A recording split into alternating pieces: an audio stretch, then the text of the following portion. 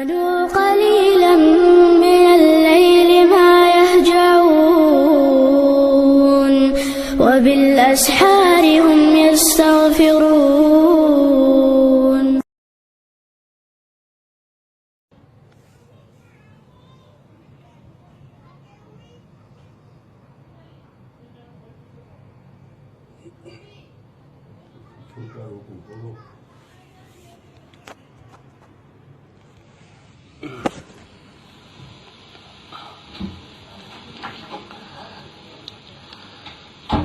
أعوذ بالله من الشيطان الرجيم. بسم الله الرحمن الرحيم. يا أيها المزمل قم الليل إلا قليلا نصفه أو انقص منه قليلا أو زد عليه ورتل القرآن ترتيلا إنا سنلقي عليك قولا ثقيلا إن ناشئة الليل هي أشد وطئا وأقوم قيلا إن لك في النهار سبحا طويلا واذكر اسم ربك وتبتل إليه تبتيلا رب المشرق والمغرب لا إله إلا هو فاتخذه وكيلا واصبر على ما يقولون واهجوهم هجرا جميلا وذرني والمكذبين أولي النعمة ومهلهم قليلا إن لدينا أنكالا وجحيما وطعاما ذا غصة وعذابا أليما يوم ترجف الأرض والجبال وكانت الجبال كثيبا مهيلا إنا أرسلنا إليكم رسولا شاهدا عليكم كما أرسلنا إلى فرعون رسولا فعصى فرعون الرسول فأخذناه أخذا وبيلا فكيف تتقون إن كفرتم يوما يجعل الولدان شيبا السماء منفطر به كان وعده مفعولا إن هذه تذكرة فمن شاء اتخذ إلى ربه سبيلا صدق الله العظيم.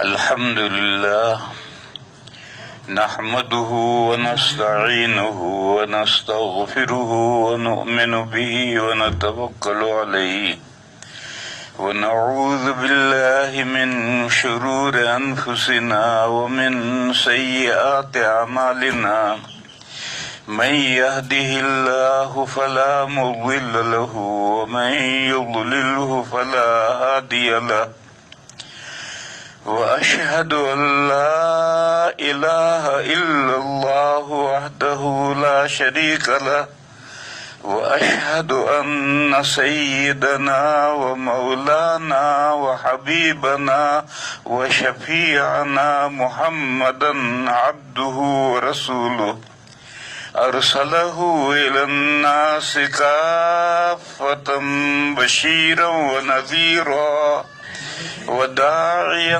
إلى الله بإذنه وسراجا منيرا صلی اللہ تعالی علیہ وعلی آلہ وصحبہ وبارک وسلم تسلیما کثیرا کثیرا وبعد فأعوذ باللہ من الشیطان الرجیم بسم اللہ الرحمن الرحیم الحمد للہ رب العالمین الرحمن الرحیم مالک یوم الدین ایاک نعبد و ایاک نستعین۔ بزرگوں اور بھائیوں، سورہ فاتحہ کی شروع کی 3 آیتوں میں جیسا کہ آپ حضرات سماعت فرما چکے، سن چکے، 2 مسئلے بیان کیے گئے ہیں، توحید الوہیت اور آخرت۔ توحید الوہیت نہ کہو، صرف توحید کہو تو بھی ٹھیک ہے، اور توحید اور آخرت یہ 2 مسئلے ذکر کیے گئے۔ اس کے بعد پھر ایک رسالت کا مسئلہ شروع کرنا ہے، مگر بیچ میں ایک آیت گریز کی ہے۔ گریز یہ ایک اصطلاح ہے، قصائد جو کسی کی تعریف میں قصیدے کہے جاتے ہیں، اس میں شروع میں تشبیب ہوتی ہے، پھر ایک شعر آتا ہے اس میں گریز ہوتا ہے، تشبیب سے ممدوح کی تعریف کی طرف منتقل ہوتے ہیں، اس کو گریز کہتے ہیں۔ یہ فارسی لفظ ہے، ایک موضوع سے دوسرے موضوع کی طرف منتقل ہونے کے لیے بیچ میں ایک شعر آتا ہے، یہ قصیدوں کی اصطلاح ہے۔ یہ سورہ فاتحہ یہ بھی اللہ کی شان میں قصیدہ ہے، اللہ کی تعریف کی جا رہی ہے، لہذا اب گریز کا شعر آ رہا ہے، اس موضوع سے اللہ کی تعریف سے اب دوسری بات کی طرف منتقل ہوں گے۔ فرماتے ہیں ایاک نعبد، آپ ہی کی ہم بندگی کرتے ہیں، وَإِيَّاكَ نَسْتَعِينُ، اور آپ ہی سے ہم مدد طلب کرتے ہیں۔ آپ کے علاوہ کسی کی ہم بندگی نہیں کرتے، پوجا ورشپ ہم آپ کے علاوہ کسی کی نہیں کرتے، آپ ہی کی بندگی کرتے ہیں، اور ہیلپ، مدد، استعانت، سہایتا ہم آپ ہی سے چاہتے ہیں، آپ کے علاوہ کسی سے مدد بھی نہیں چاہتے ہیں، اس لیے کہ آپ ہی کی مدد ہمارے لیے کافی ہے، آپ ہی کی بندگی ہمارے لیے کافی ہے۔ وہ حدیث جو میں نے کل بیان کی تھی، جو اعلیٰ درجے کی صحیح حدیث ہے اور حدیث قدسی ہے، نبی پاک صلی اللہ علیہ وسلم نے فرمایا کہ جب بندہ نماز میں یا نماز سے باہر یہ کہتا ہے الحمدللہ رب العالمین، تو اللہ تعالیٰ فرماتے ہیں بندے نے میری تعریف کی۔ اور شاہ ولی اللہ صاحب نے فرمایا کہ اس جگہ پر رک کر کے عقل کے کان سے اللہ کا فرمانا سنو، اور سن کر کے پھر اگلی آیت پڑھو، الرحمن الرحیم، رکو تو اللہ تعالیٰ فرماتے ہیں بندے نے میری بزرگی بیان کی، اسے سنو، پھر سن کر کے پھر اگلی آیت پڑھو، مالک یوم الدین، تو اللہ تعالیٰ کہتے ہیں کہ بندے نے میری بے حد تعریف کی، اسے سنو، پھر سے سننے کے بعد میں پھر اگلی گریز کی آیت پڑھو، ایاک نعبد و ایاک نستعین، ہم آپ ہی کی بندگی کرتے ہیں، آپ کے علاوہ کسی کی بندگی نہیں کرتے، اور آپ ہی سے استعانت، مدد، ہیلپ مانگتے ہیں، اور کسی سے ہم آپ استعانت و ہیلپ نہیں مانتے۔ اس کے بعد میں میرے بھائیوں اور بزرگوں، یہ سمجھنے کی بات ہے کہ عبادت اور بندگی کہتے کس کو ہیں؟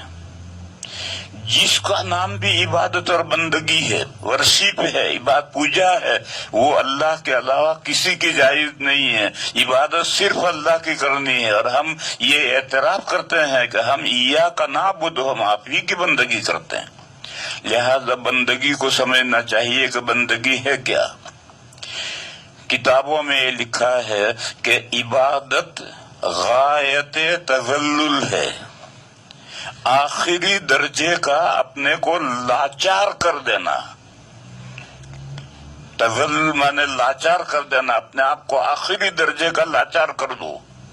یہ اس کا نام بندگی اور عبادت ہے۔ اس کی بہت سی شکلیں ہیں۔ اپنے آپ کو آخری درجے تک لاچار کر دینا، ذلیل کر دینا، بے آسرا بے سہارا کر دینا، اس کی بہت ساری شکلیں ہیں۔ ایک اعلیٰ درجے کی شکل ہے، ایک ادنا درجے کی شکل ہے۔ اعلیٰ درجے کی شکل تو یہ ہے کہ ہم انسان ہیں، اور انسان اشرف المخلوقات ہے۔ قرآن کریم میں ہے وَلَقَدْ كَرَّمْنَا بَنِي آدَمَ، ہم نے آدم کی اولاد کو، اس میں آدم علیہ السلام بھی شامل ہو گئے، آدم کی اولاد میں آدم علیہ السلام بھی شامل ہو گئے۔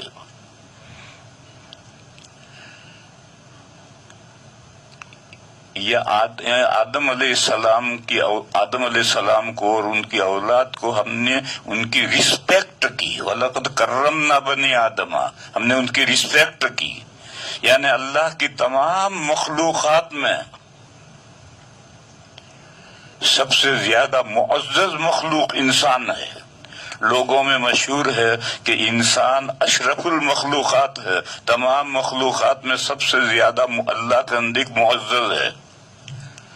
لیکن سارے انسان ایک درجے کے نہیں ہیں۔ جیسے ایک ملک ہے، اس ملک میں پبلک ہے، وہ ساری پبلک ملک کی پبلک ہے، لیکن ساری پبلک ایک درجے کی نہیں ہوتی ہے۔ کچھ ہوتے ہیں جو حکومت کے، بادشاہ کے نہایت مخلص ہوتے ہیں، ان کے اشاروں پر چلنے والے ہوتے ہیں، اور کچھ عنصر ایسا بھی ہوتا ہے جو باغی ہوتا ہے لیکن دبا ہوا ہوتا ہے، جب بغاوت کا کوئی موقع آتا ہے تو بغاوت کر دیتا ہے۔ یہ دونوں قسم کے یہ سارے لوگ ملک کے شہری ہیں اور ملک کے لوگ ہیں، لیکن سب ایک درجے کے نہیں ہیں۔ جو مخلص ہیں وہ مخلص ہیں، جو باغی ہیں وہ باغی ہیں۔ اسی طریقے سے سمجھو کہ سارے انسان اللہ کے یہاں معزز اور مشرف نہیں ہیں۔ ان اکرمکم عند اللہ اتقاکم، تم میں سب سے زیادہ پرہیزگار، سب سے زیادہ ریسپیکٹیبل، سب سے زیادہ قابل عزت وہ ہے جو شرک سے بچتا ہے۔ تم میں جو جتنا زیادہ شرک سے بچتا ہے اتنا وہ اللہ تعالیٰ کا پیارا ہے، اور جو کسی درجے میں بھی شرک میں مبتلا ہوا تو پھر اس کی اللہ تعالیٰ کے یہاں کوئی حیثیت اور کوئی مرتبہ اور مقام نہیں ہے۔ بس یہ جو کہتے ہیں کہ انسان اشرف المخلوقات ہے، یہ ایسا ہی ہے جیسے کہتے ہیں کہ یہ فلاں ملک کے سب لوگ فلاں بادشاہ کے ماتحت ہیں، لیکن سب ایک درجے کے نہیں ہیں، کوئی مخلص ہے، کوئی باغی ہے۔ اسی طرح سے سارے انسانوں کے پر کلی حکم لگاتے ہیں کہ انسان اشرف المخلوقات ہے۔ جب انسان اشرف المخلوقات ہے تو اس کی روح بھی اشرف المخلوق ہے اور اس کا جسم باڈی بھی اشرف المخلوقات ہے۔ اسی لیے انسان کو اللہ کے علاوہ کسی کے سامنے جھکنا نہیں ہے۔ کچھ لوگ ہوتے ہیں وہ مصافحہ کرتے وقت جھک کر کے ہاتھوں پر منہ رکھتے ہیں اور چومتے وومتے کچھ نہیں ہے، صرف ہم منہ رکھتے ہیں، ڈھونگ کرتے ہیں چومنے کا کہ ہم نے دستبوسی کی، حالانکہ دستبوسی کرتے نہیں، بوسا ووسا کچھ نہیں دیتے، بس ایک رسم ہے کہ مصافحہ کرتے وقت جھک کر کے ہاتھوں کے اوپر منہ رکھیں گے۔ میں اس کو منع کرتا ہوں کہ بھئی یہ کیوں رکھتے ہو تم؟ انسان یہ جو ہم دستبوسی کرتے ہیں یہ رکوع کی کیفیت ہے، رکوع کی شکل ہے، اور رکوع صرف اللہ کے سامنے کرنا ہے، اور یہ رکوع جیسی کیفیت ہے، یہ کیوں جھکتے ہو؟ کہ جائز ہے، بھئی جائز تو سب ہے، دست بوسی نہیں قدم بوسی بھی جائز ہے۔ ایک حدیث ہے، ایک قبیلہ نو مسلم قبیلہ آیا، ان قبیلے والوں نے نبی پاک صلی اللہ علیہ وسلم کے قدموں کو چوما اور حضور نے ان کو منع نہیں کیا کیونکہ نئے نئے مسلمان ہو کر آئے تھے. لیکن یہ جو قدم بوسی، اگر قدم بوسی جو حدیث ہے تو قدم بوسی جائز تو ہوئی، تو قدم بوسی ہو جائے گی تو پھر سجدہ تحیہ بھی جائز ہو جائے گا، اور سجدہ تحیہ جائز ہو جائے گا تو سجدہ عبادت بھی جائز ہو جائے گا. تو جائز ہونا اور ہے، اور کرنا چاہیے یا نہیں کرنا چاہیے یہ مسئلہ اور ہے. حدیث شریف میں ہے، ایک مرتبہ حضور گھر میں سے صحابہ کے مجلس میں تشریف لائے تو کچھ صحابہ کھڑے ہوئے، حضور نے منع کیا، کھڑے میرے آنے پر کھڑے مت ہو. تو لوگوں نے کہا کہ یا رسول اللہ، عجم ایران اور روم اور یہاں بادشاہ کے سامنے دربار کرنے سب لوگ کھڑے رہتے ہیں، کوئی بیٹھتا نہیں. حضور نے فرمایا لا تقوموا کما تقوم العاجم، جیسے اجمی لوگ اپنے بادشاہ کے سامنے دربار میں کھڑے رہتے ہیں، آج بھی جو ہماری جو کورٹیں ہیں ان کورٹوں میں جب جج آ گیا کرسی پر تو اب کورٹ میں کوئی نہیں بیٹھے گا، سب کھڑے رہیں گے، جج بھی وکیل بھی کھڑے رہیں گے، مدعا علیہ بھی کھڑے رہیں گے، دوسرے بھی کھڑے رہیں گے. یہ اجمیوں کے یہاں جو کھڑے رہنے کا طریقہ ہے یہ جائز نہیں ہے. حضور نے فرمایا کہ تم میرے لیے ایسے مت کھڑے ہو جیسا اجمی لوگ اپنے بڑوں کے لیے کھڑے ہوتے ہیں. اسی لیے تو کسی کے آنے پر قیام تعظیمی، اس کی تعظیم کے لیے کھڑے ہونا جائز ہے لیکن مناسب نہیں. انسان اشرف المخلوقات ہے، یہ جھکے گا صرف اللہ کے سامنے، اللہ کے علاوہ کسی کے سامنے اسے نہیں جھکنا. تو میں نے مسئلے بتلائے. قیام تعظیمی، کسی کے آنے پر اس کے تعظیم کے لیے، احترام کے لیے، رسپیکٹ کے لیے کھڑا ہونا جائز ہے مگر مناسب نہیں. جائز ہے اس کی کیا دلیل ہے؟ جائز ہے اس کی دلیل یہ ہے کہ ناجائز ہونے کی کوئی دلیل نہیں. جائز ہے اس کی دلیل یہ ہے کہ ناجائز ہونے کی کوئی دلیل نہیں ہے، اور اصل اشیاء میں اباحت ہے لہذا جائز ہے. اور وہ جو حضرت معاذ رضی اللہ تعالی عنہ کی حدیث ہے کہ بنو قریظہ کا جب معاملہ جنگ ہو رہی تھی تو بڑے بنو قریظہ حضرت سعد بن معاذ کے فیصلے پر راضی ہوئے تھے. حضرت سعد بن معاذ غزوہ احزاب میں زخمی ہوئے تھے اور وہ بیمار تھے اور وہ جو فوج میں آئے نہیں تھے، وہ گھر تھے. تو جب یہ بنو قریظہ ان کے فیصلے پر راضی ہوئے تو حضور نے آدمی بھیج کر کے ان کو بلایا تو وہ گدھے پر بیٹھ کر کے تشریف لائے.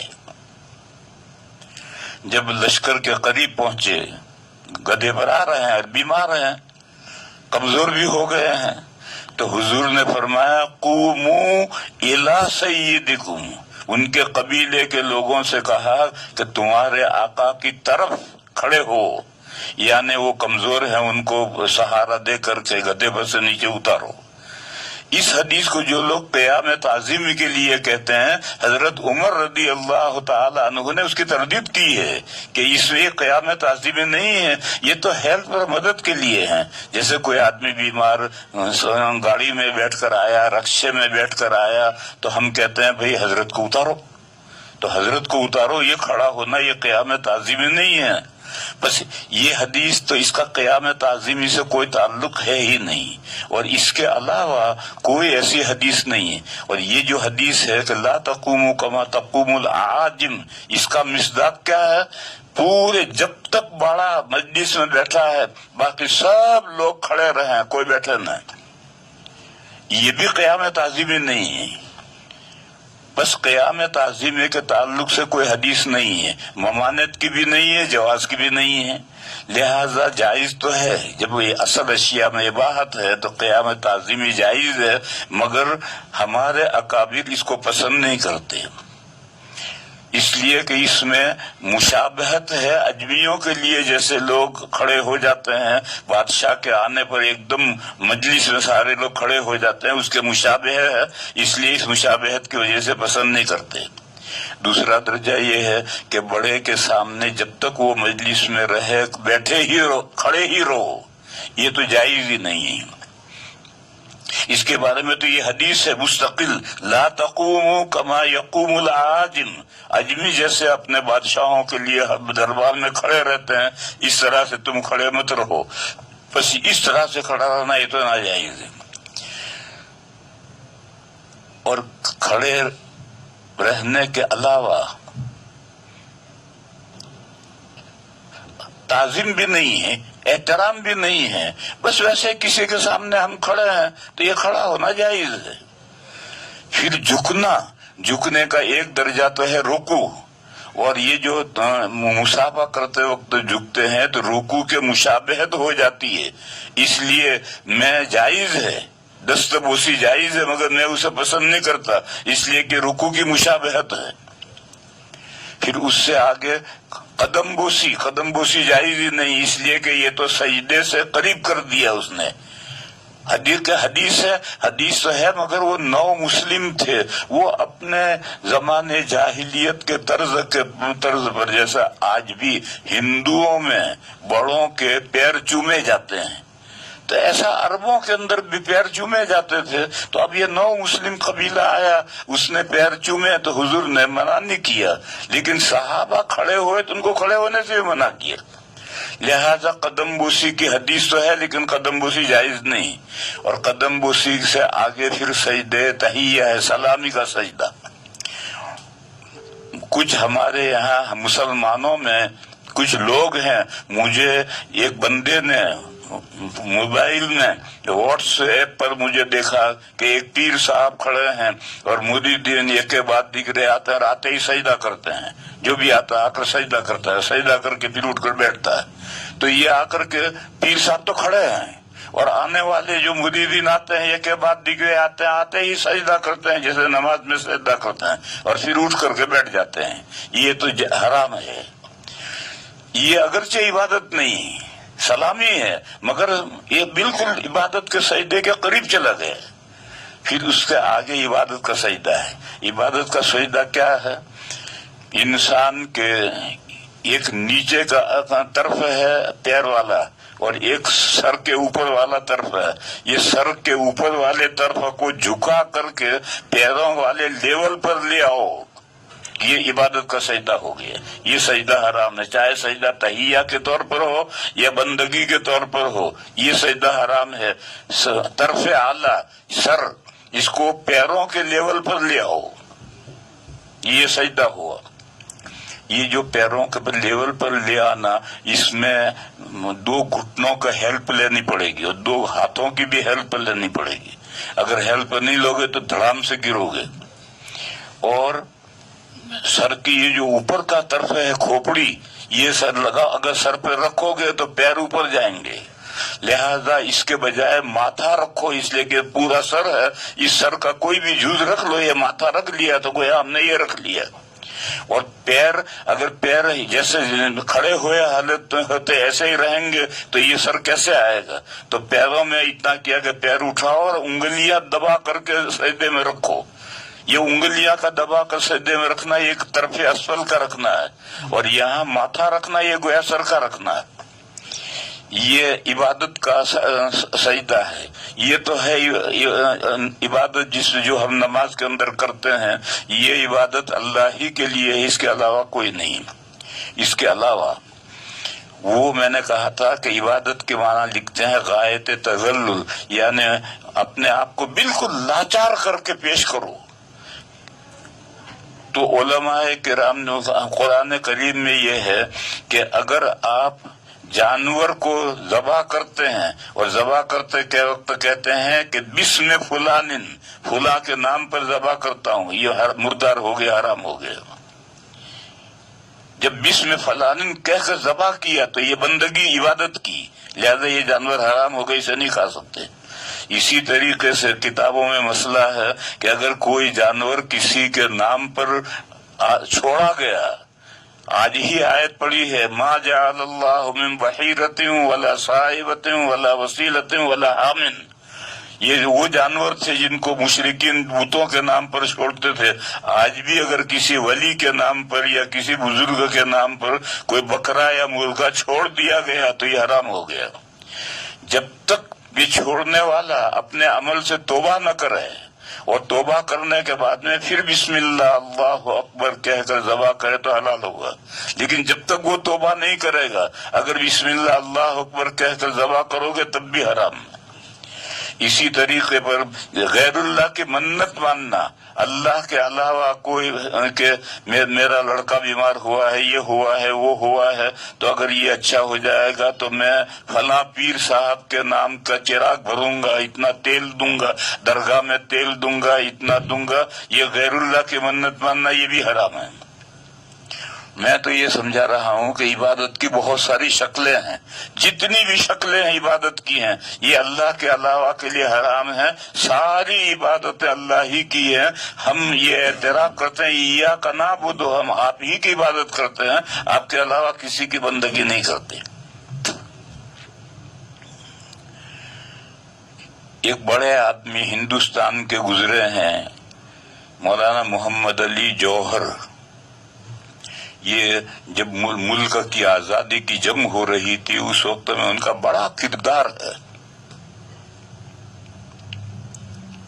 اور انگریزی بہت شاندار جانتے تھے، اور کامریڈ رسالہ نکالتے تھے، ہفتہ واری رسالہ نکالتے تھے، اور زبان اتنی شاندار تھی کہ ہندوستان کا وائسرائے بھی خریدار تھا اور اس کی بیوی بھی خریدار تھی، دونوں الگ الگ خریدار تھے۔ انگریزی اتنی شاندار ان کی انگریزی تھی، اور آخر میں گول میز کانفرنس میں لندن گئے، اور انہوں نے جو آخر پہ تقریر کی ہے وہ تقریر یہ کی کہ میں آزادی لینے کے لیے آیا ہوں، میں غلام ملک میں واپس نہیں جاؤں گا، یا تو مجھے آزادی دو یا موت دو۔ اللہ کا کرنا ایک آزادی تو اس وقت مقدر نہیں تھی، مگر موت کا وقت قریب آ گیا تھا، ان کا لندن میں انتقال ہوا، پھر ان کا جنازہ لندن سے بیت المقدس فلسطین لے جا کر وہاں تدفین عمل میں آئی۔ بہرحال یہ اسلامی تاریخ کے بہت بڑے آدمی ہیں مولانا محمد علی جوہر، ان کا وہ انگریزی جیسے بہترین جانتے تھے، اردو تو ان کی مادری زبان تھی، اور شاعر تھے، تو ان کا ایک شعر ہے، توحید تو یہ ہے کہ خدا خود حشر میں کہہ دے۔ توحید کس چیز کا نام ہے؟ توحید تو یہ ہے کہ خدا خود حشر میں کہہ دے کہ یہ بندہ دو عالم سے خفا میرے لیے تھا۔ ساری دنیا سے خفا تھا، کیوں؟ میری وجہ سے خفا تھا۔ اس حدیث شعر سے سمجھو کہ عبادت میں ہر ایک سے خفا ہو جانا ہے، کسی کی بندگی نہیں کرنی، عبادت نہیں کرنی، عبادت صرف اس مولا کی کرنی ہے جس نے ہمیں پیدا کیا ہے، ہمارا ہمیں پالا ہے، پوسا ہے، اسی کی بندگی کرنی، اس کے علاوہ کی کوئی بندگی نہیں کرنی۔ پھر اسی بندگی میں یہ جز بھی آتا ہے کہ آپ استمداد مدد طلب کریں، تو مدد طلب اگر آپ کریں تو یہ بھی عبادت میں آتا ہے۔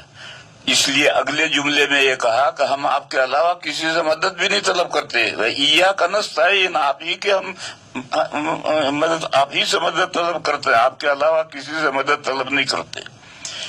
مدد طلب کرنے کے بارے میں دو قاعدے سمجھو۔ یہ قاعدہ تو یہ ہے،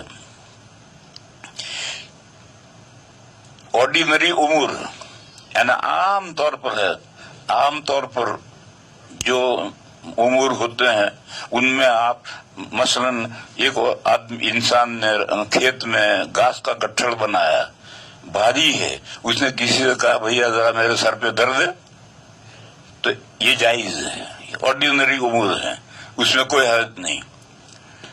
اور ایک وہ امور ہیں کہ جو کسی ان مخلوق کے بس میں نہیں ہے، ہم کسی قبر پر جا کر یا کسی بزرگ سے یہ کہیں کہ ہمیں میری اولاد نہیں ہوتی، آپ مجھے اولاد دے دیں، یہ جائز نہیں، یہ استمداد ہے، یہ استمداد ہے، اور استمداد صرف اللہ سے ہے، اللہ کے علاوہ کسی کی استمداد جائز نہیں۔ اور آرڈینری امور ہے، عام طور پر روزمرہ کے جو امور ہیں ان امور میں کسی سے مدد طلب کرو تو جائز ہے، لیکن غیر معمولی امور جو ہیں ان میں کسی سے مدد کرنا ہے۔ اس کو ایک دوسری مثال سے سمجھو۔ ایک حدیث ہے، جب نبی پاک صلی اللہ علیہ وسلم مکہ تشریف لے جا رہے تھے عمرہ کرنے کے لیے، اور مشرکین نے روک دیا اور حدیبیہ میں رک جانا پڑا، تو حدیبیہ میں پھر صلح ہوئی ہے، اور صلح حدیبیہ اسے کہتے ہیں لمبا واقعہ۔ یہ حدیبیہ میں نبی پاک صلی اللہ علیہ وسلم کو کئی دن رکنا پڑا ہے۔ مکہ والوں سے اب سفیر آتے تھے جاتے تھے، گفتگویں ہوتی تھی مصالحت کی، تو کئی دن رکنا پڑا تھا۔ ایک دن بارش ہوئی رات میں، اور عرب میں جب بارش ہوتی ہے تو چھاجوں برستی ہے، بڑی تیز بارش تو ہوتی ہے۔ آپ حضرات کو یہ جاننا چاہیے کہ عرب میں بارش کا کوئی سیزن نہیں ہے۔ وہاں سیزن جو چار ہیں وہ گرمی، سردی، ربیع اور خریف، بس یہی چار سیزن ہیں۔ برسات وہاں کوئی سیزن ہی نہیں ہے۔ جیسے ہمارے یہاں برسات ایک سیزن ہے اور 4 مہینے تک بارش ہوتی رہتی ہے، ایسا عرب میں نہیں ہے۔ عرب میں بارش ہوتی ہے، کسی بھی وقت ہو جائے گی، ان 4 موسموں میں سے کسی بھی موسم میں بارش ہو جائے گی، اور جب بارش ہوگی تو وہاں پہاڑ ہی پہاڑ کھڑے ہیں، تو پہاڑوں پر سے اتنا پانی آتا ہے کہ گاڑیاں کی گاڑیاں اور بسیں کی بسیں کھینچ جاتی ہیں۔ تو حدیبیہ میں ایک رات میں بارش ہوئی۔ اچھا، پھر بارش جب ہوتی ہے تو گھنٹہ 2 گھنٹہ تو جیسے آسمان ٹوٹ پڑا، اور گھنٹہ 2 گھنٹے کے بعد بارش رکی تو کچھ بھی نہیں، پانی کا قطرہ نہیں، سب پانی بہا تھا وہ سارے بہہ کے چلا جاتا ہے۔ تو رات میں بارش ہوئی، صبح ختم ہو گئی، تو حضور نے فجر کی نماز پڑھائی، اور فجر کی نماز پڑھانے کے بعد حضور نے ایک تقریر کی اور فرمایا کہ جانتے ہو آج رات اللہ تعالیٰ نے کیا فرمایا؟ تو صحابہ نے چپ رہے۔ اللہ نے کیا فرمایا ہے صحابہ کیسے جانیں گے، وہ تو اللہ کا رسول ہی جانے گا۔ حضور نے فرمایا کہ آج رات بارش ہونے کے بعد جب بارش رکی تو اللہ تعالیٰ نے یہ فرمایا کہ میرے بندوں نے 2 طرح سے صبح کی۔ بعض تو وہ ہیں جن کا مجھ پر یقین ہے، انہوں نے کہا کہ مطرنا بفضل اللہ، ہمیں اللہ کے مہربانی سے بارش ملی۔ اور کچھ بندے وہ ہیں جو میرے منکر ہیں، مجھے نہیں مانتے، وہ کہتے ہیں مطرنا بنوع کذا، فلاں نچھتر لگا اس لیے بارش ہوئی۔ نچھتر یہ ہمارے یہاں ہندی مہینوں میں بھی ہے، 15 دن کے نچھتر الگ ہوتے ہیں۔ برسات کے جو 4 مہینے ہیں اس میں 8 نچھتر ہیں، اور 8 نچھتروں کی کیا خاصیتیں ہیں، کس نچھتر میں گرمی پڑتی ہے، کون سے نچھتر میں اچھی مبارک بارش ہوتی ہے، کون سی میں، یہ سب متعین ہے، اور ہندی جو لوگ جاننے والے ہیں وہ سب جانتے ہیں۔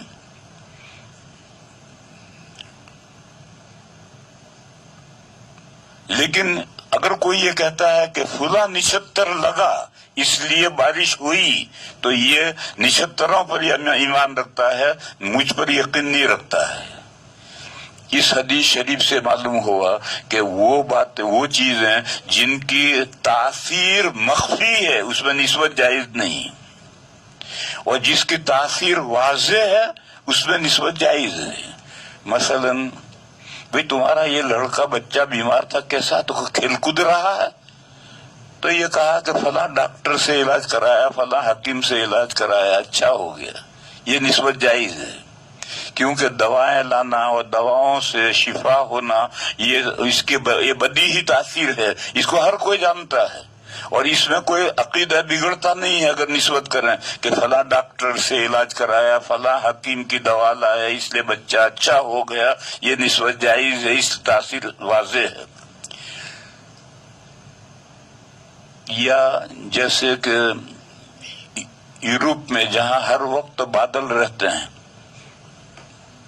सूरज निकलता ही नहीं है, चांद निकलता ही नहीं है, वहाँ फूलों के अंदर खुशबू नहीं होती है और फलों में मिठास नहीं होती है।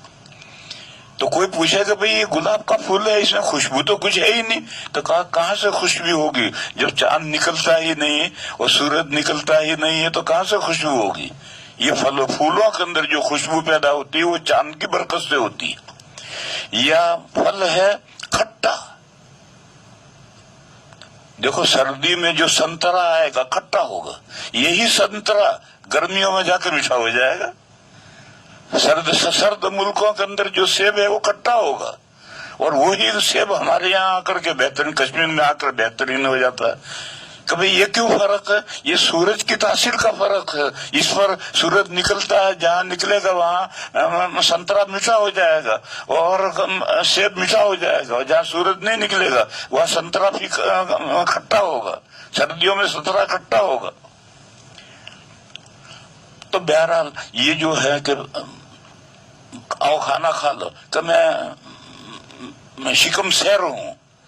कैसे शिकम सैर हो? का मैं घर से खा कर आया हूँ। तो अब पेट भरा हुए होने को रोटी खा सालन की तरफ मंसूब करना ये जायज है, क्योंकि ये बदी ही तासीर है। अगर जहाँ जहाँ तासीर बदी ही है और हर कोई जानता है, वहाँ मुसब्बब की सबब की तरफ निस्बत करना जायज है। इससे अकीदे में कोई फसाद नहीं आता। और जहाँ तासीर खफी है, जैसे कि निशत्तरों की वजह से बारिश होना, इसको कोई नहीं जानता। जो निशत्तरों का इल्म, जो पंडित निशत्तरों को जानते हैं वही बता सकते हैं, आम लोग नहीं जानते।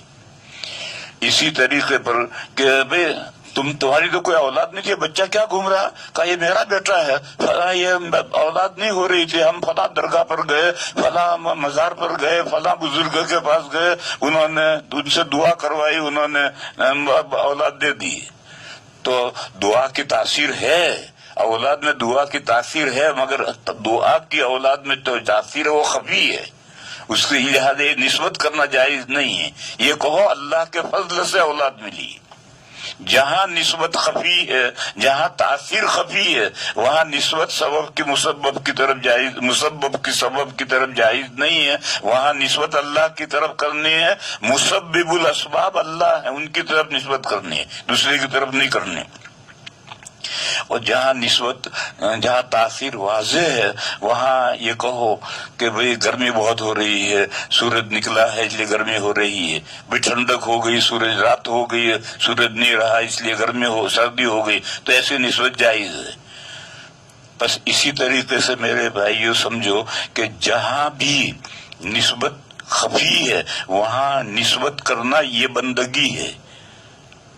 चाहे उसके तासीर हो, लेकिन तासीर होने के बावजूद वो बंदगी है, वो जायज नहीं। तो पहले जुमले में कहा कि हम आप ही की बंदगी करते हैं, फिर दूसरे में कहा कि या का नस्ताइन, हम आप ही से मदद तलब करते हैं। ये मदद कौन सी? गैर मामूली उमूर में मदद। बच्चा औलाद नहीं हो रही, औलाद नहीं हो रही, अल्लाह से मांगो, अल्लाह के अलावा से मत मांगो। दुआ किसी से करवानी हो करवाओ, दुआ कराने में कोई हर्ज नहीं है। दुआ से अल्लाह के फैसले बदलते हैं, हदीस शरीफ में है। लिहाजा दुआ तो कराओ, लेकिन फिर जब बच्चा औलाद मिल जाए तो जिससे दुआ करवाई है उसकी तरफ निस्बत मत करो कि फला की दुआ से मिला है, निस्बत मत करो। ये को अल्लाह ने अपने फजल से औलाद दी। बहरहाल बीच में ये आयत आई। जब ये आयत आई तो अब मसला ये पैदा हुआ कि किन किन उमूर में इबादत की क्या क्या शक्लें हैं और किन किन उमूर में अल्लाह से मदद, अल्लाह ही से मदद मांगना है, गैरुल्लाह से मदद नहीं मांगना। यहाँ रुक कर एक मसला समझो। लोगों में मशहूर है गौस और गौस आजम।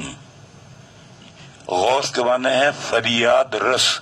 मैं मुसीबत में, किसी मुसीबत में फंस जाऊं और दुहाई दूं, और वो जिसका नाम, जिसके नाम से मैं पुकारूं वो दौड़कर मदद के मेरे लिए आए, तो ये फरियाद रसी ये है।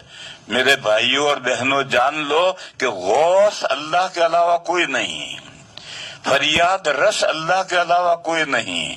अल्लाह ही गौस भी है, गौस आजम भी वही है। बस ये जो कुछ लोग कहते हैं या अली मदद, یا غوث مدد، یہ سب ناجائز ہے۔ اللہ کے علاوہ جب ہم یہ اعتراف کرتے ہیں کہ ہم آپ ہی سے مدد طلب کرتے ہیں تو پھر دہائی یا علی، یہ دہائی ہے، یا علی مدد، یعنی اے علی میری مدد کو پہنچو، یا غوث مدد، تو یہ دہائی ہے کہ اے غوث میری مدد کو پہنچو۔ ایک طرف تو ہم کہتے ہیں کہ ایاک نستعین، ہم آپ ہی سے مدد طلب کرتے ہیں اور کسی سے مدد نہیں طلب کرتے، پھر اس کے بعد میں پھر دوسرے کسی کی دہائی دینے کا کیا مطلب ہے؟ بس اگر یہ کوئی کہے کہ غوث اور غوث اعظم یہ جو کتابوں میں لکھا ہوا ہے اور لوگوں میں مشہور بھی ہے اور لوگ یہ دہائیاں دیتے بھی ہیں، یا علی مدد یا غوث مدد، یہ سب جائز نہیں ہے۔ اگر آپ ایاک نعبد کہتے ہیں تو پھر اب دوسرے کسی کی دہائی مت دو۔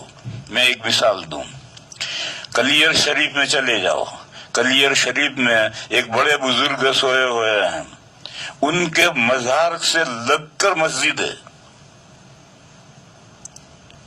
اور مزار میں جانے کا راستہ ایسا ہے کہ آپ رکوع کی شکل بنا کر اندر جا سکتے ہیں، اس کے بغیر نہیں جا سکتے۔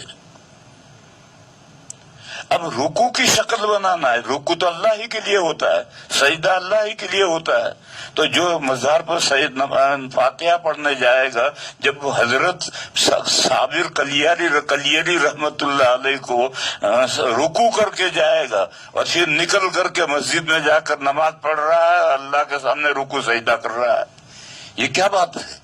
ایک طرف تو اللہ کے سامنے رکوع سجدہ کر رہا ہے، ایک طرف صابر کلیری رحمت اللہ علیہ کے قبر پر جاتے ہوئے رکوع کر کے جا رہا ہے۔ یہ دو چیزیں کس طرح سے جمع ہوں گی؟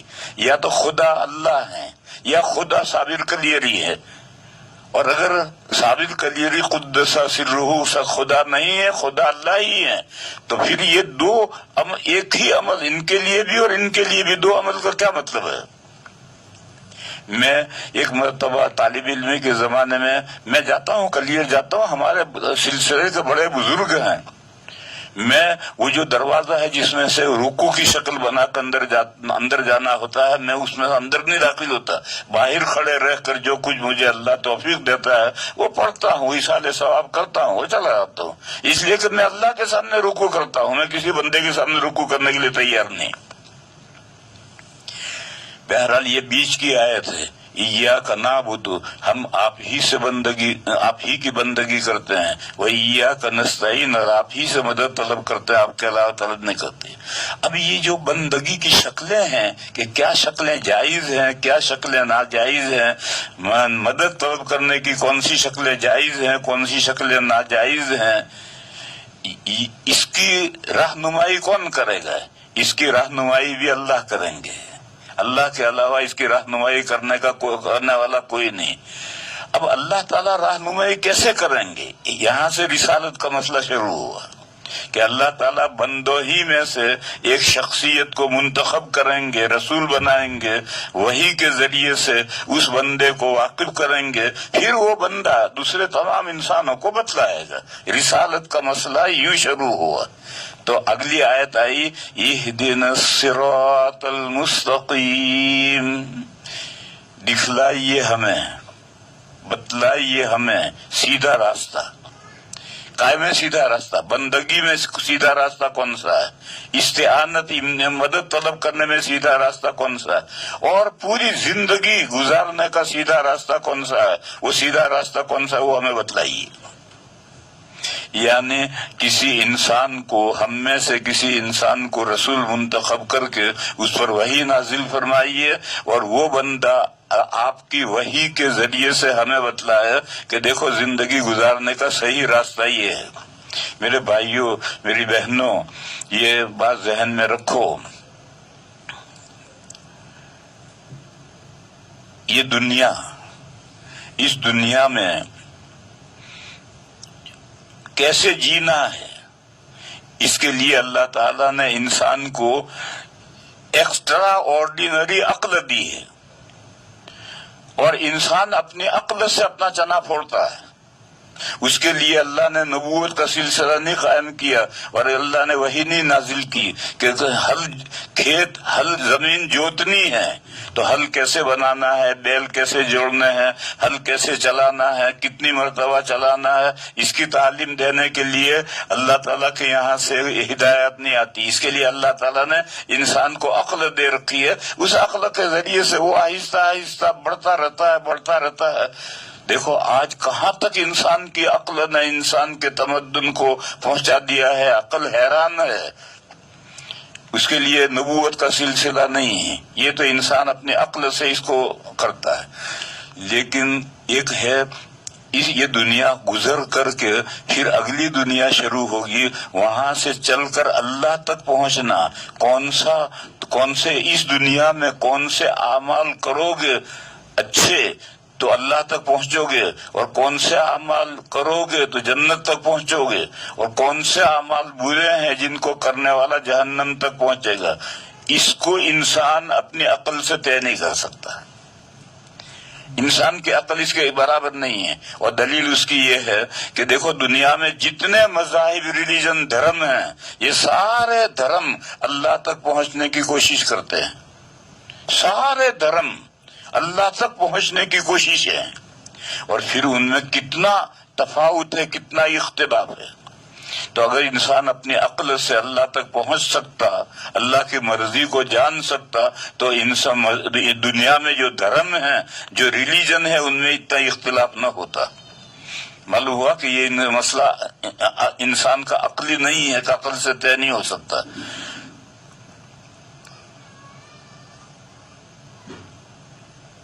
ایک مذہب اسلام یہ کہتا ہے کہ اگر اللہ تک پہنچنا ہے تو اللہ ہی کی بندگی کرو، اللہ کے علاوہ کسی کی بندگی کرو گے تو تم اللہ تک نہیں پہنچو گے۔ ایک حدیث شریف ہے، قیامت کے دن اللہ تعالیٰ ان لوگوں سے یہ کہیں گے جنہوں نے شرک کیا ہے، اللہ کے ساتھ بندگی میں شریک ٹھہرایا ہے، اللہ تعالیٰ کہیں گے انا اغنى الشرکاء، میں پارٹنروں میں سب سے زیادہ بے نیاز ہوں، مجھے تیری بندگی نہیں چاہیے، میرے ساتھ جن پارٹنروں کو تو نے شریک کر کے ان کی بندگی کی ہے، جا ان کے پاس جا کر اپنا صلہ لے لے، میرے پاس تیرے لیے کچھ نہیں ہے۔ تو اسلام یہ کہتا ہے کہ اگر کسی نے اللہ کی بندگی میں کسی کو کسی درجے میں شریک کیا، سورہ کہف کی آخر آیت ہے فمن کان یرجو لقاء ربہ فلیعمل عملا صالحا ولا یشرک بعبادت ربہ احدا، جس کو یہ جو ہوپ فل ہے، جو امیدوار ہے کہ اس کو اللہ تعالی سے ملنا ہے، تو پھر وہ اللہ کی عبادت کرے اور اس عبادت میں کسی کو شریک نہ ٹھہرائے۔ صحابہ نے پوچھا کہ اللہ کی عبادت میں شریک ٹھہرانا کیا ہے؟ تو حضور نے فرمایا یرائی، عبادت میں دکھاوا کر رہا ہے، نماز پڑھ رہا ہے دکھاوا کر رہا ہے، روزہ رکھ رہا ہے دکھاوا کر رہا ہے، زکوٰۃ دے رہا ہے دکھاوا کر رہا ہے، حج کر رہا ہے دکھاوا کر رہا ہے۔ تو یہ دکھاوا کرنا، یہ بھی دوسرے کو اللہ کے ساتھ شریک کرنا ہے، ایسی عبادت اللہ کے یہاں مقبول نہیں۔ بہرحال اسلام یہ کہتا ہے کہ اگر تمہیں اللہ تک پہنچنا ہے تو اللہ ہی سے لو لگاؤ، اللہ ہی کا دھیان رکھو، سیدھے اللہ ہی کی طرف جاؤ، اللہ کے علاوہ کسی کا کوئی آسرا مت ڈھونڈو۔ ایک دوسرا مذہب ہے، وہ کہتا ہے کہ نہیں، اگر اللہ تک پہنچنا ہے تو دو خداؤں کی عبادت کرو، نیکی کا خدا یزداں ہے اس کی پوجا کرو، اور برائی کا خدا اہرمن ہے اس کی پوجا ہی کرو، ان دو خداؤں کی پوجا کرو۔ ایک تیسرا مذہب ہے عیسائیت، وہ کہتا ہے خدا تین ہیں، لہذا تین خدا ہے تو تینوں کی پوجا کرو۔ ایک اور مذہب ہے، وہ کہتا ہے کہ خدا بے شمار ہیں، ہندو مذہب وہ کہتا ہے کہ خدا بے کروڑوں ہیں، ہر چیز کا خدا الگ ہے۔ اب یہ جو مذاہب کا اختلاف ہے، اب یہ سارے بندے اللہ تک پہنچنا چاہیں تو کیسے پہنچیں گے؟ وہی پہنچے گا جس کی رخ سیدھا اللہ کی طرف ہے، وہی جا رہا ہے، وہی پہنچے گا۔ عرب کا ایک بدو اونٹ پر بیٹھ کر کے جا رہا تھا، راستے میں کوئی ملا، اس نے مجھے کہاں جا رہا ہے؟ اس نے کہا مکے جا رہا ہوں۔ اس نے کہا کہ مکے جا رہا ہے؟ تو کبھی بھی قیامت تک بھی مکے نہیں پہنچ سکتا، تو جس راستے پر روڈ پر جا رہا ہے یہ روڈ تو خراسان چائنا جا رہا ہے، تو اس روڈ پر جتنا چلے گا مکے سے دور ہوگا، مکے تک کیسے پہنچے گا؟ تو جو چند خداؤں کو پوجتا ہے وہ اللہ تک کیسے پہنچے گا؟ وہ تو جتنا بھی پوجا کرے گا اتنا دور ہوگا۔ اللہ تک تو وہی پہنچے گا جو صرف اللہ کی بندگی کرتا ہے، دوسرا نہیں پہنچتے۔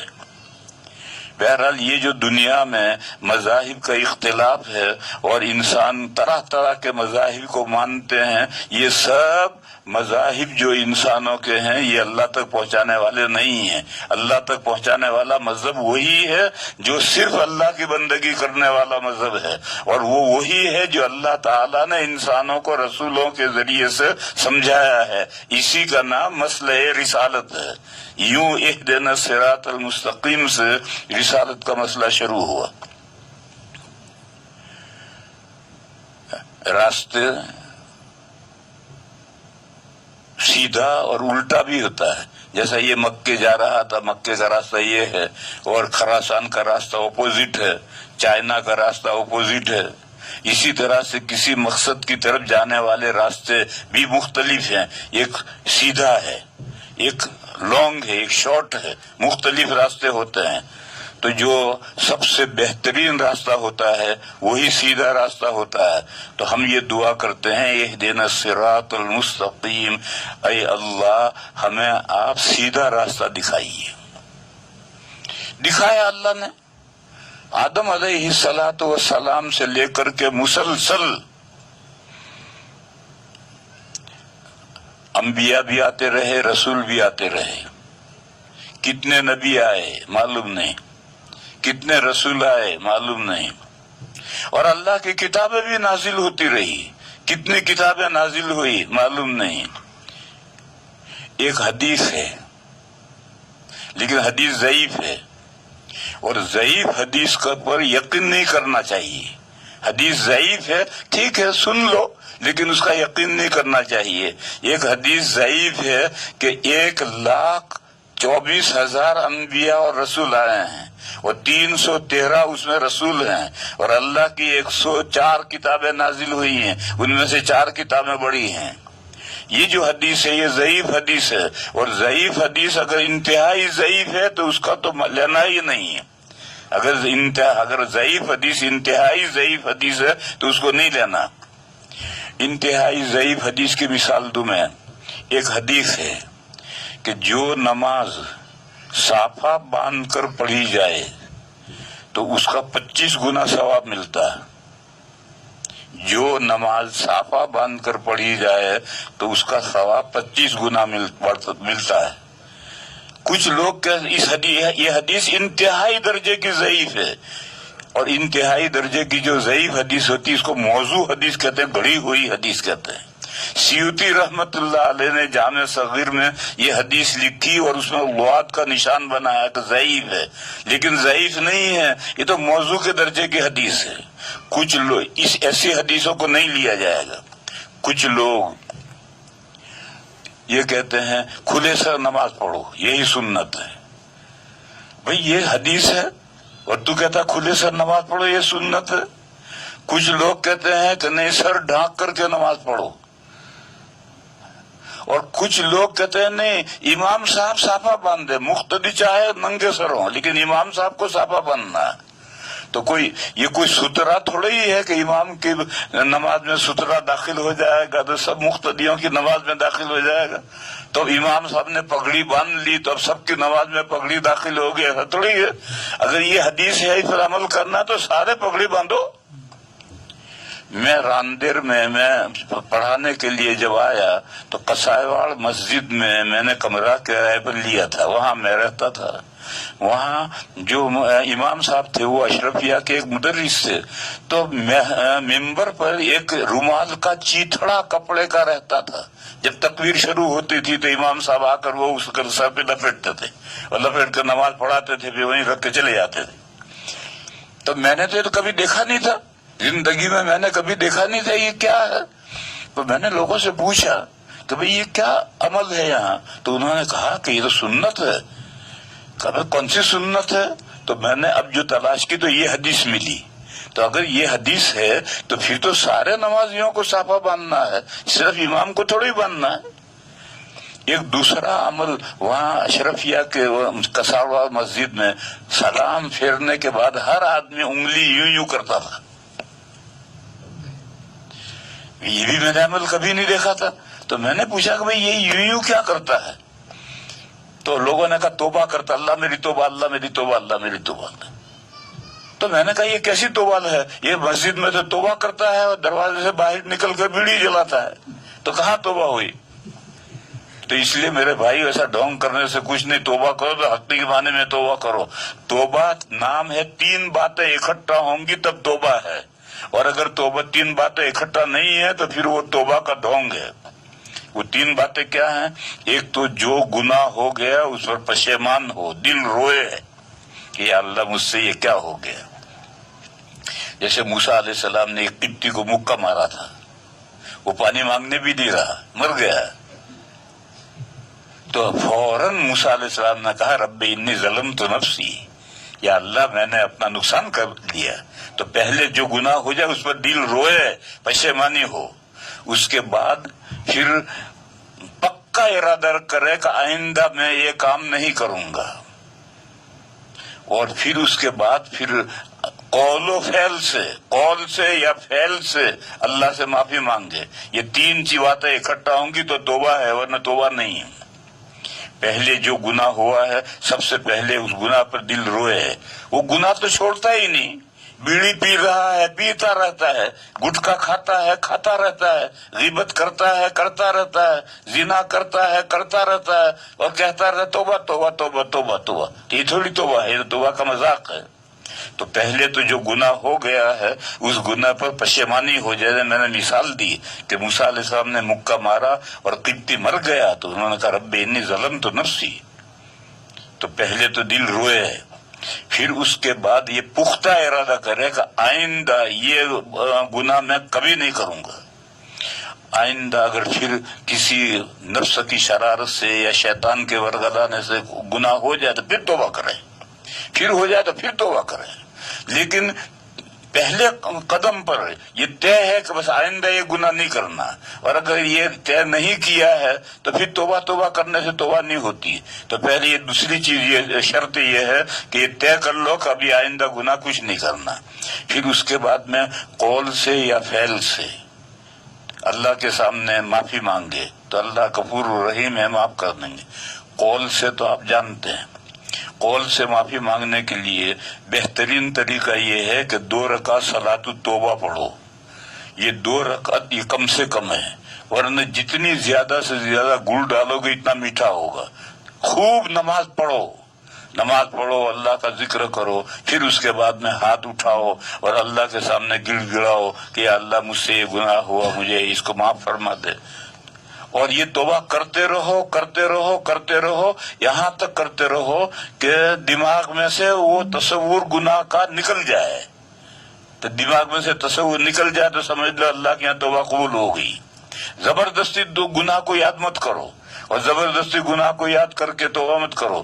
جب تک تمہیں ذہن میں گناہ رہے وہاں تک توبہ گڑ گڑا کر کرتے رہو. ذہن سے تصور نکل گیا تو اب اس کے بعد توبہ بند. یہ تو ہے قولی توبہ. اور فعلی توبہ کیا ہے؟ فعلی توبہ یہ ہے کہ زندگی کا ورق پلٹ دو. اچھی بری زندگی تھی اس کو پلٹ دو اور اچھی زندگی اختیار کر لو. یہ توبہ ہے.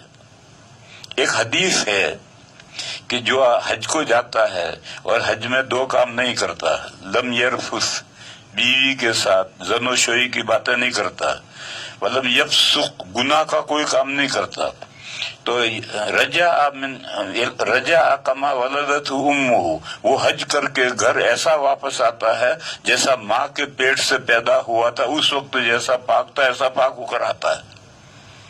یہ حدیث جب ہم مسلم شریف کی حدیث ہے، جب یہ حدیث ہم پڑھاتے ہیں تو یہ سوال پیدا ہوتا ہے کہ کبیرہ گناہ کے لیے تو توبہ ضروری ہے، توبہ کے بغیر کبیرہ گناہ نہیں معاف. یہ حج کر کے آیا کیسے معاف ہو گیا کبیرہ گناہ؟ توبہ تو اس نے کی نہیں. سود لیتا تھا، زنا کرتا تھا، چوری کرتا تھا، یہ کرتا تھا، وہ کرتا، کبیرہ گناہ کرتا تھا. اسے توبہ تو حج میں کی نہیں، اور حج کر کے آیا تو یہ سارے توبہ کبیرہ گناہ توبہ کے بغیر کیسے معاف ہو گئے؟ تو وہاں ہم یہ جواب طلبہ کو سمجھاتے ہیں کہ توبہ کی دو قسمیں ہیں، ایک قولی اور ایک فعلی. قولی توبہ یہ ہے کہ میں نے بتایا کہ 3 باتیں اکٹھا ہو جائیں پھر اللہ سے توبہ کرو، اور فعلی توبہ یہ ہے کہ زندگی کا ورق پلٹ دو. بری زندگی تھی، اچھی زندگی، حج کو گیا بری زندگی لے کر گیا اور آیا تو پوتر پاک صاف زندگی لے کر کے آیا، تو یہ دلیل ہے کہ اس کی توبہ قبول ہو گئی. اسی لیے پرانے زمانے میں جو لوگ حج کو جاتے تھے وہ 6 مہینے میں جا کر کے آتے تھے، اور وہ بڑی تکلیفیں اٹھا کے جاتے تھے، بڑے خرچے کر کے جاتے تھے. تو جب آتے تھے تو سارا گاؤں کہتا تھا حاجی صاحب، حاجی صاحب، حاجی صاحب، اور وہ واقعی گاؤں میں سب سے اچھے بزرگ ہو کر کے آتے تھے. اب 40 دن میں واپس آ جاتے ہیں. خرچہ تو بہت کرتے ہیں لیکن وقت تو گزرتا نہیں ہے، اور آتے ہیں جاتے ہیں سال میں 2-3 چکر کاٹ کر آتے ہیں، اور کوئی حاجی صاحب نہیں کہتا. اگر کہے گا تو پاجی صاحب کہے گا، پاجی صاحب، پاجی صاحب، حاجی صاحب کوئی نہیں کہتا. کیوں؟ اس کی زندگی تو پلٹی نہیں. بہرحال میں سمجھا رہا تھا کہ ایک توبہ ہے فعلی. فعلی توبہ یہ ہے کہ آدمی کی زندگی کا ورق پلٹ جائے، بری زندگی لے کر گیا تھا، اچھی زندگی لے کر آ گیا. اسی طرح سے حج کو نہیں گیا، گھر ہے لیکن گھر رہ کر کے اس نے اپنی زندگی کا ورق پلٹ دیا، تو یہ بھی توبہ پھیلی ہے. ایک حدیث سنا ہوں میں.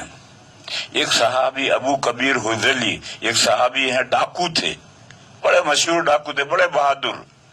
وہ حضور کی خدمت میں آئے اور کہا کہ یا رسول اللہ مجھے مسلمان ہونا ہے، میں اسلام قبول کرنا چاہتا ہوں، مگر میری 2 شرطیں ہیں. ایک شرط تو یہ ہے کہ میں زنا کروں گا، مسلمان ہونے کے بعد بھی زنا سے بچوں گا نہیں، زنا کروں گا، اور دوسرا نماز نہیں پڑھوں گا. اگر یہ 2 شرطیں میری منظور ہوں تو میں مسلمان ہونے کے لیے آیا ہوں. اب ایک بڑا آدمی ہے، عرب کا بڑا ڈاکو ہے، بڑا بہادر ہے، ایسا آدمی جب مسلمان ہو جائے تو بڑی تقویت ملتی ہے. اور شرطیں ایسی ہیں تو حضور نے ان سے پوچھا ابو کبیر تم جن عورتوں سے زنا کرتے ہو لیکن مجھے یہ بتاؤ کہ اگر تمہاری بہن سے یا تمہاری بیٹی سے یا تمہاری ماں سے اگر کوئی زنا کرے تو تمہیں غصہ آئے گا نہیں آئے گا؟ تو وہ تو بڑے بہادر تھے، ڈاکو تھے، انہوں نے کہا میں کم وقت کو قتل کر دوں گا.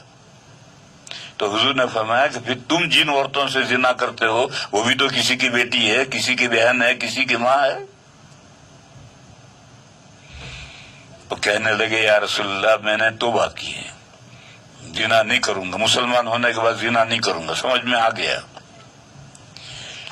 تو حضور نے فرمایا کہ لا خیر فی دین لا صلاۃ فیہ، جس دین میں نماز نہیں ہے اس میں کیا بھلائی ہے. اگر تم مسلمان ہو کر نماز نہیں پڑھو گے تو کیا بھلائی ہے.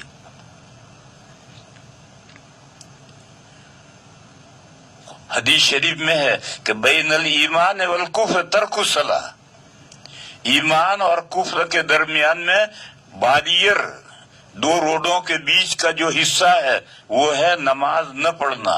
جو نماز نہیں پڑھتا وہ باریئر پر کھڑا ہے، نہ وہ اسلام کی طرف ہے نہ کفر کی طرف ہے. ایک قدم آگے گیا کفر میں گیا، ایک قدم پیچھے آیا نماز پڑھنا شروع کر دیا اسلام میں آ گیا.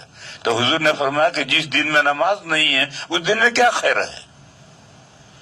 تو سوچ کر کہنے لگے پھر پڑھوں گا نماز. پھر 2 شرطیں ختم کر کے پھر ایمان لائے. بہرحال میرے بھائیوں کہنا ہے کہ یہ جو راستہ جو اللہ نے اپنے رسولوں اور نبیوں کے ذریعے سے بھیجا ہے، اور انبیاء اور رسول کتنے ہیں کوئی پکا یقین کرنا نہیں ہے. بس ایک اللہ نے بے شمار انبیاء اور رسول بھیجے ہیں، کتابیں بھی بہت آئی ہیں.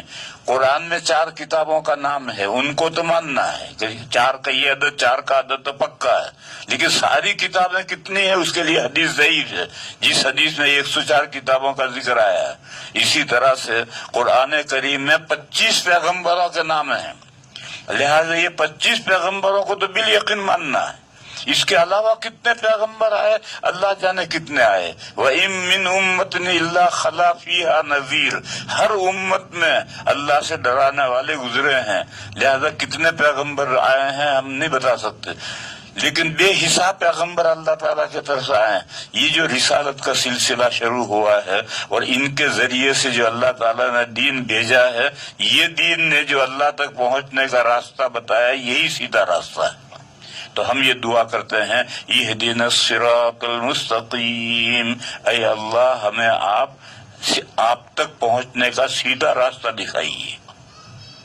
یوں رسالت کا مسئلہ شروع ہوا ہے، آخر تک یہی مسئلہ جائے گا. وآخر دعوانا ان الحمد للہ رب العالمین. آج ایک مطالبہ آیا تھا.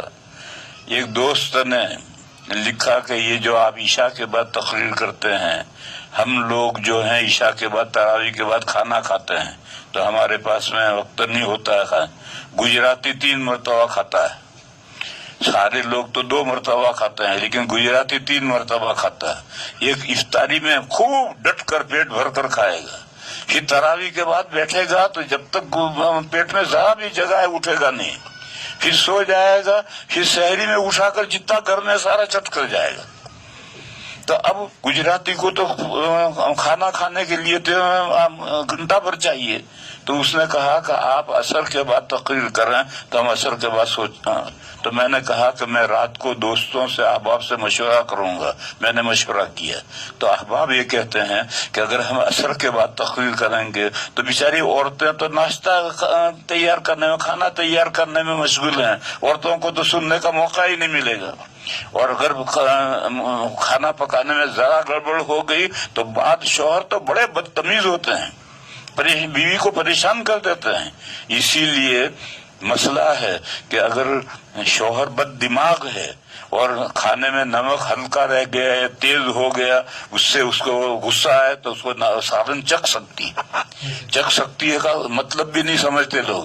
چکھنا یہ ہے کہ انگلی بھگاؤ سالن میں اور زبان پر رکھو اور پھر تھوک دو، اس کو نگلنا نہیں ہے.